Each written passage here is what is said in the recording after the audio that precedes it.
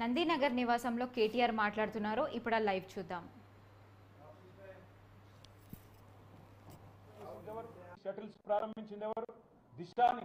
ఆ రోజు ఒక ఇన్సిడెంట్ జరిగితే వాళ్ళ కోల్కతాలో ఒక అమ్మాయి మౌమితా గారి మీద అక్కడ దాడి జరిగితే అగాయితే చాలా కిరాతకంగా అమ్మాయిని చంపేస్తే ఏమంటున్నారు ఇవాళ ఢిల్లీలో డాక్టర్లు, ఇంకా ఇతర చోట్ల ఇతర నగరాల్లో అక్కడ నిరసన చెప్తున్న డాక్టర్లు ఏమంటున్నారు?